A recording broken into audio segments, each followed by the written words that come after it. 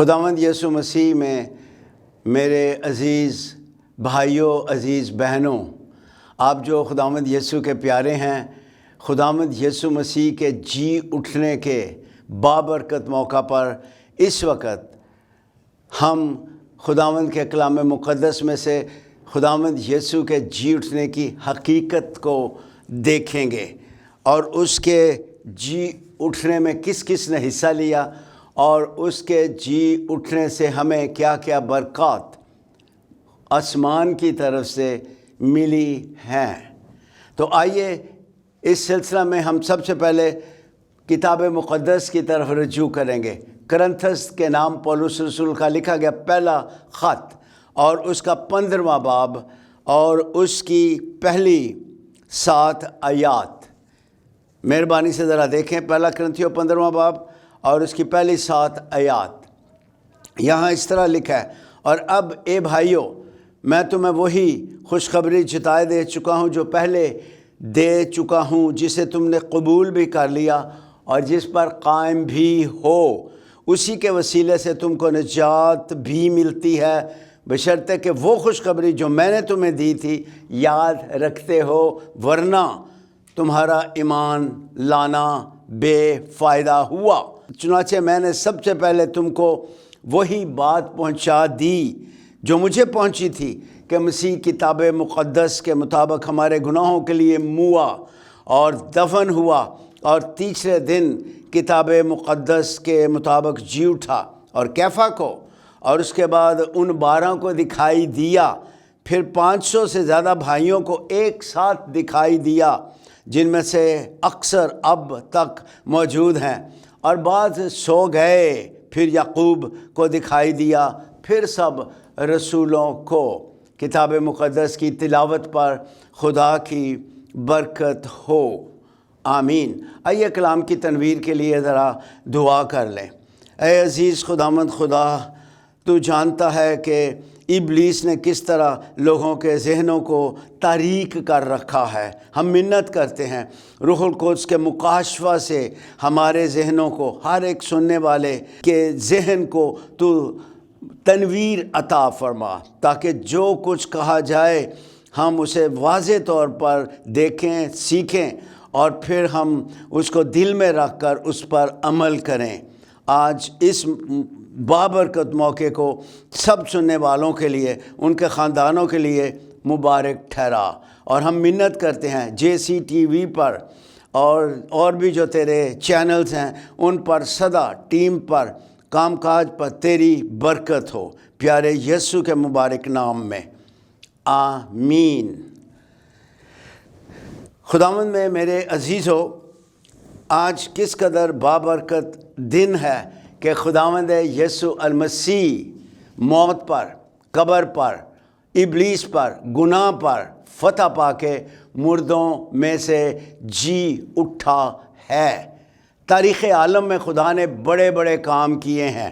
ایک طرف ساری مخلوقات کی پیدائش، جس میں آدم اور حوا بھی شامل ہیں، اور اس کے بعد پھر پیدائش 6 باب میں طوفان نوح کے سبب سے پوری دنیا نیست و نابود ہو گئی، اور دوبارہ 7 جانیں جو بچی تھی، خدا نے پھر دنیا کی آباد کاری کی۔ پھر تاریخ میں ایک بہت بڑا واقعہ ہوا کہ مصر سے کس طرح خدا بنی اسرائیل کو نکال کے لایا، اور پھر ہر بار اسیری سے اس نے ان کو نکالا، اور پھر خداوند یسوع المسیح آسمانوں سے جو خدا کا مبارک بیٹا ہے، جسم اختیار کر کے ہمارے درمیان رہا۔ تجسم المسیح پاک انجیل کی بہت بڑی سچائی ہے۔ پھر خداوند یسوع کی مصلوبیت، کہ اس نے پوری دنیا کے گناہ کے معاف کیے جانے کے لیے اپنا بیش قیمت لہو افزانے کے طور پر دیا ہے۔ پھر اس کا مردوں میں سے جی اٹھنا، جیسے میں نے ابھی کہا، کس قدر طاقتوں کو اس نے توڑا، گناہ کو، شیطان کو، موت کو، قبر کو شکست دے دی اس نے، اور پھر شاگردوں کے دیکھتے دیکھتے اس نے جلالی صعود فرمایا، اور اب حتمی طور پر جلالی حالت میں، شخصی حالت میں مکاشفاتی آمد اس کی ہو رہی ہے۔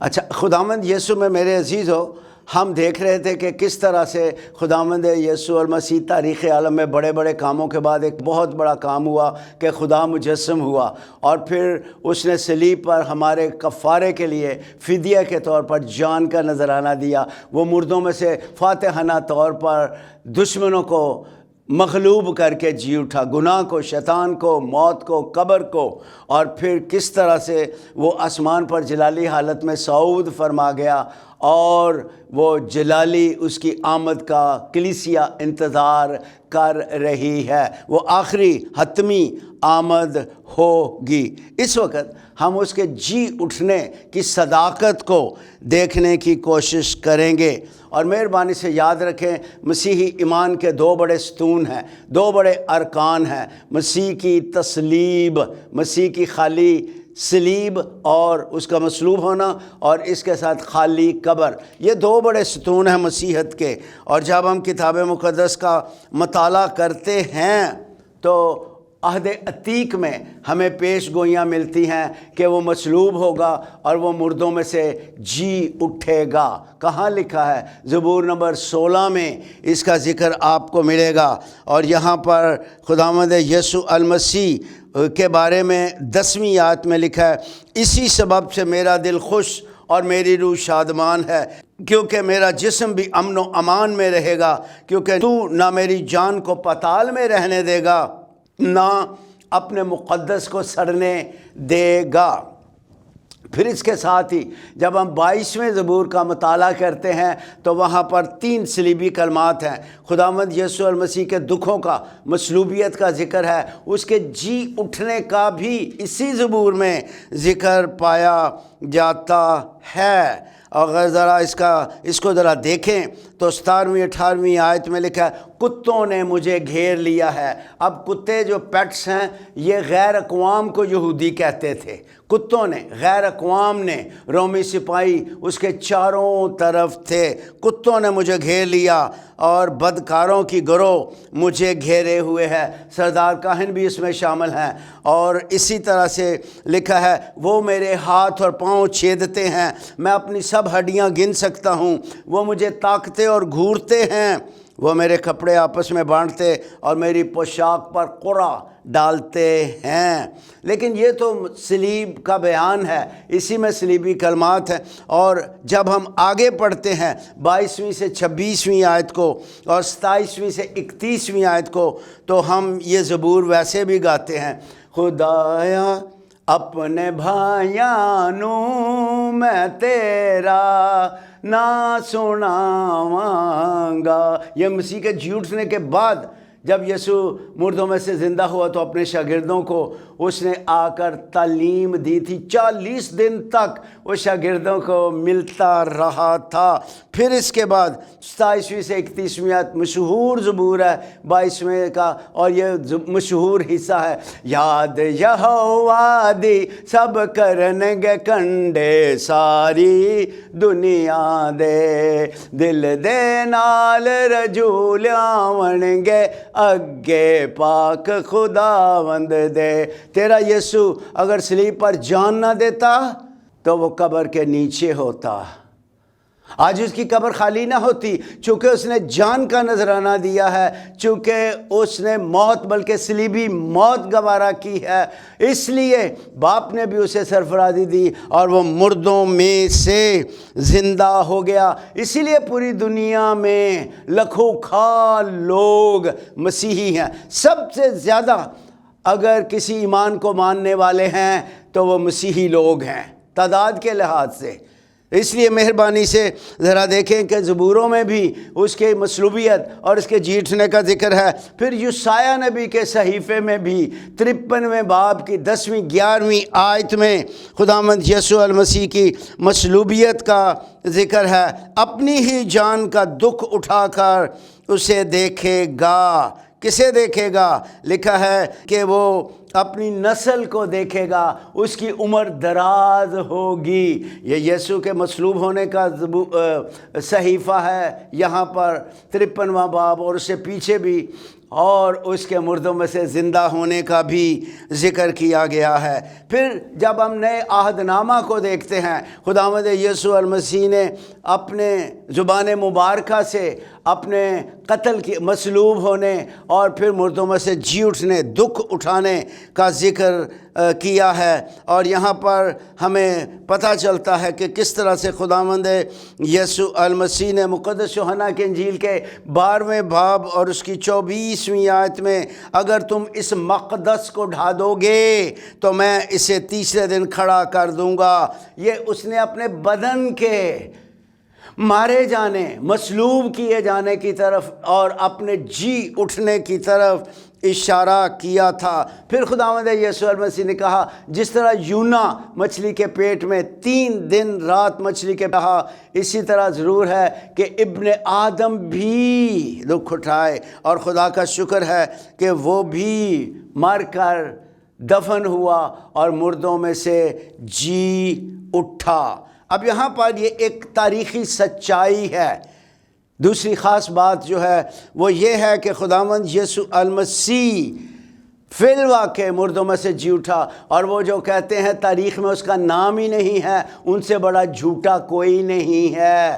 اس کے بارے میں صاف لکھا ہے، رومی تاریخ اور یہودی مورخین اس کا ذکر کرتے ہیں، کیسر اگستس کے زمانہ میں خداوند یسوع کی پیدائش ہوئی، پھر پینتوس پلاطوس کے عہد میں اس نے دکھ اٹھایا۔ اس کا مطلب کیا ہے کہ وہ کوئی قصہ یا کہانی نہیں ہے کہ یسوع آیا، یسوع ہمارے درمیان رہا اور مرا اور جی اٹھا، من گھڑت باتیں نہیں جیسے لوگ کہتے ہیں، بلکہ یہ سچائی ہے کہ وہ تاریخی ہستی ہے، اور جب وہ اس زمین پر تھا وہ وقت اور جگہ کی قید میں، ایک وقت میں ایک جگہ، لیکن جب وہ مردوں میں سے جی اٹھا ہے پھر وہ وقت کی قید سے بعید اور جگہ کی قید سے بعید ہے۔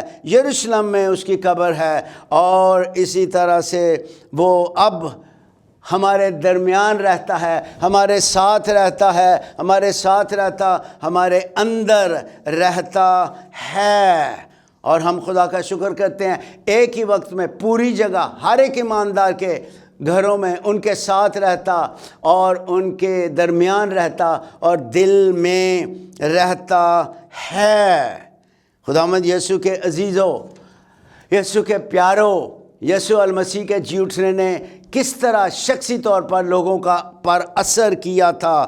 جب ہم مقدس یوحنا کی معرفت انجیل پڑھتے ہیں 20ویں باب میں، اور پھر اس کی پہلی آیت میں، مریم مگدلینی صبح سویرے قبر پر پہنچی ہے، اور شروع میں اسے مشکل لگ رہا تھا۔ کیوں؟ اس لیے کہ یسوع کا وہ چہرہ نہیں تھا جو اس نے اس سے پہلے 2 دن پہلے یا پیچھے دیکھا تھا۔ اس کا منہ تو سنگ خارا بن چکا تھا۔ His face was disfigured.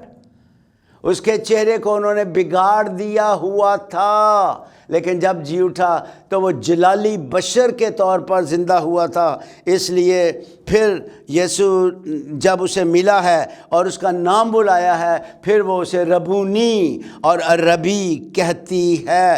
اسی طرح سے ہم شاگردوں کے بارے میں بھی دیکھتے ہیں کہ وہ شاگردوں کو ملا، پہلے وہ ڈرے، پہلے وہ سہمے تھے، لیکن جب یسوع جی نے توما کو بالخصوص کہا، ادھر آ میرے پاس، میرے ہاتھ سوراخ دیکھ، میری پسلی میں جہاں بالا مرا سوراخ دیکھ، اور اس نے پھر دیکھنے کے بعد کہا، اے میرے خداوند، اے میرے خدا، یہوہ الوہیم تو ہی ہے۔ اگرچہ بشر کا جامہ پہنا ہوا ہے، جلالی بشر ہے، لیکن تو خداوند ہے، تو خدا ہے۔ اس لیے ہم دیکھتے ہیں کہ کس طرح شاگردوں پر بھی وہ جب ملتا تھا تو اس کے جی اٹھنے کا گہرا شخصی اجتماعی بہت اثر ہو چکا تھا۔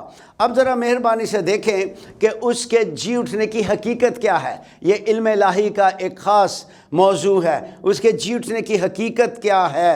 اور جب ہم کرنتھس کے نام خط کو پڑھتے ہیں، پہلا باب اور اس کی 15ویں جسے ابھی میں نے پڑھا تھا، اس کی 20ویں اور 23ویں آیت، یسوع جی اٹھنے والوں میں پہلوٹا ہے، یسوع جی اٹھنے والوں میں پہلا پھل ہے۔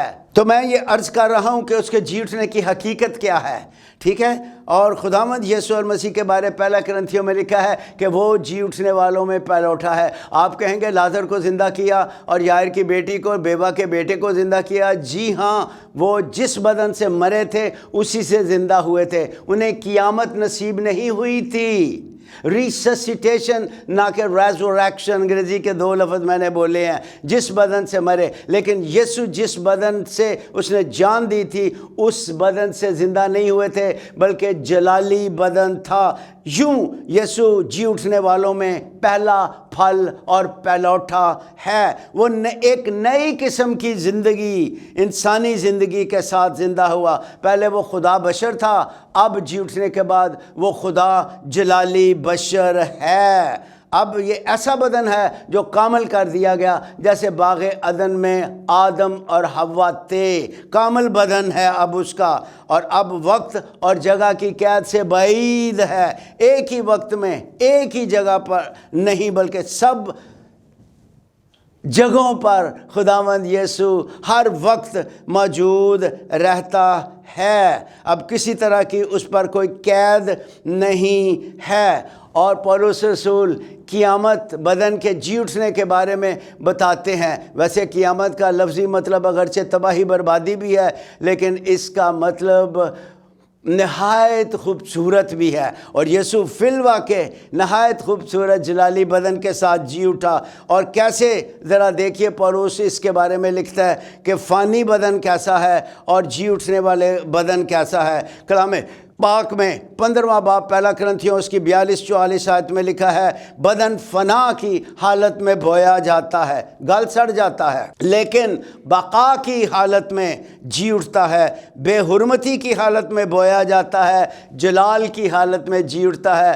جیوندیاں جی کوئی کسی کے منہ پہ مٹی نہیں ڈال سکتا، لیکن مردے کے اوپر کس طرح منوں کے حساب سے مٹی ڈالی جاتی ہے۔ اور بدن بے حرمتی کی حالت میں بویا جاتا ہے، جلال کی حالت میں جی اٹھتا ہے، کمزوری کی حالت میں ہائے درد ہائے درد ہائے درد، کمزوری کی حالت میں بویا جاتا ہے، لیکن قوت کی حالت میں جی اٹھتا ہے۔ نفسانی بدن بویا جاتا ہے، روحانی بدن جی اٹھتا ہے۔ بالکل پورے طور سے ٹرانسفارمیشن، پورے طور سے پوری نئے تبدیلی آ جاتی ہے۔ اب مسیح کس قدرت سے زندہ ہوا؟ خدا باپ کی قدرت سے، اپنی قدرت سے، روح القدس کی قدرت سے وہ زندہ ہوا۔ میرے پاس کئی ایک حوالہ جات ہیں، وقت کی قلت ہے تو بھی ایک ایک دو حوالہ جات آپ کی خدمت میں پیش کرتا ہوں۔ خداوند یسوع باپ کی قدرت سے، باپ نے اس کو زندہ کیا۔ مقدس یوحنا کی انجیل اور اس کا 2 باب 24ویں آیت، رومیوں اور اس کا 4 باب 24ویں آیت، پہلا کرنتھیوں 6 باب 14ویں آیت، گلتیوں 1 باب 1 آیت اور افسیوں 1 باب 20ویں آیت اور اعمال 2:24 کو ذرا سنیں۔ لیکن خدا نے موت کے بند کھول کر اسے جلایا۔ مہربانی سے جلایا نہ بولا کریں، اکثر میں گیتوں میں سنتا ہوں، لوگوں کو بولتے سنتا ہوں جلایا، وہ آگ نہیں لگاتا، روح القدس کی آگ اور چیز ہے۔ جلایا کا مطلب ہے نئے بدن سے زندہ ہونا۔ اور خداوند یسوع کے بارے میں لکھا ہے خدا نے موت کے بند کھول کر اسے جلایا، کیونکہ ممکن نہ تھا کہ وہ اس کے قبضے میں رہتا۔ خدا نے خداوند کو بھی جلایا اور ہم کو بھی اپنی قدرت سے جلائے گا۔ پھر یسوع اپنے بارے میں کہتے ہیں یوحنا 2:19 میں، اس مقدس کو ڈھا دو گے تو میں اسے پھر تیسرے دن پھر دوبارہ کھڑا کر دوں گا۔ یوحنا 10 مقدس یوحنا کے معرفت انجیل 10 باب 17-18 آیت، مجھے اس کے دینے کا بھی اختیار ہے، اسے لینے کا اختیار ہے۔ اور پھر پہلا کرنتھیوں 15 باب 20ویں آیت، لیکن فی الواقع مسیح مردوں میں سے جی اٹھا ہے، باپ نے اس کو جلایا، مسیح خود جی اٹھا، اور روح القدس نے بھی خداوند یسوع کو جلانے میں، زندہ کرنے میں اپنا حصہ ڈالا۔ رومیوں 8 باب اور اس کی 11ویں آیت، اگر اسی کا روح تم میں بسا ہوا ہے تو جس نے مسیح یسوع کو مردوں میں سے جلایا وہ تمہارے فانی بدنوں کو بھی مسیح اپنے روح کے وسیلے سے زندہ کرے گا۔ اب اس کے جی اٹھنے کی اہمیت کیا ہے؟ اس کے جی اٹھنے سے ہمارا ایمان اور منادی کھوکھلے نہیں ہیں۔ اس کے جی اٹھنے سے، اس کی قبر کے خالی ہونے سے تجھ کو، ہم کو، روئے زمین کو زندہ ایمان ملا ہے۔ ہاللیلویہ، آمین۔ اس لیے ایمان اور منادی رسول کہتا ہے اگر مسیح زندہ نہیں ہوا ایمان کھوکھلا ہے۔ کھوکھلے کا مطلب ہے جیسے دیمک لکڑی کو اندر سے کھوکھلا کرتی ہے، لیکن کہتا ہے، رسول لکھتا ہے فی الحقیقت مسیح مردوں میں سے جی اٹھا ہے۔ اس لیے ایمان کھوکھلا نہیں ہے، زندہ ایمان ہے، کیونکہ بانی اس ہمارے ایمان کا زندہ ہے۔ پھر وہ نئی زندگی کے ساتھ جی اٹھا، اور اس سے ہماری قیامت کی ہمیں امید ملتی ہے۔ ہمیں امید ہے کہ چونکہ یسوع مر کر جی اٹھا ہے جلالی بدن سمیت، ہم بھی جب وہ آئے گا نرسنگا پھونکا جائے گا، قبریں کھل جائیں گی، اور جو ایماندار ہیں وہ سب کے سب جی اٹھیں گے جلالی بدن کے ساتھ، اور وہ عبدالآباد اپنے خداوند خدا کے ساتھ نئے یروشلم میں سکونت کریں گے۔ اس کے جی اٹھنے سے ایک اور بات ہے، نئی پیدائش ہمیں ملی ہے۔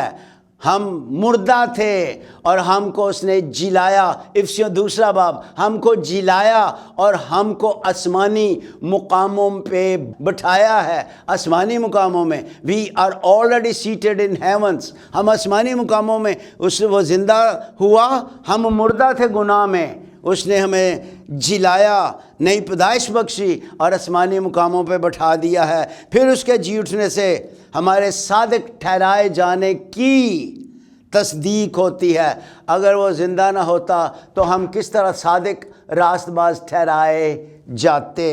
اب عزیزو، اس کے جی اٹھنے سے فی الواقع ہمیں زندہ ایمان ملا ہے۔ ایمان کا بانی ہمارا زندہ ہے، اور ہم خدا کا شکر کرتے ہیں کہ اس کے جی اٹھنے سے ہمیں زندہ ایمان صرف نہیں ملا، بلکہ جہاں وہ ہے ہم بھی ہوں گے، زندہ امید ملی ہے، اور ہم فی الواقع اس کے ساتھ عبدالآباد سکونت کریں گے۔ اس لیے پھر کیوں نہ ہم اس کے حضور اپنا دل پیش کریں، کیوں نہ اپنے آپ کو پورے طور سے اس کے حضور، اس کے سپرد کیے رکھیں، اور ہمیشہ اسے چمٹے لپٹے رہیں۔ ایمان کے بانی کا عمل کرنے والے یسوع کو تکتے رہو، اور کلام میں بار بار استثناء کی کتاب میں لکھا ہے چمٹے رہو، لپٹے رہو، لپٹے رہو، چمٹے رہو۔ جس طرح بچہ دادا جی کو، اماں ابو کو ایسے زور سے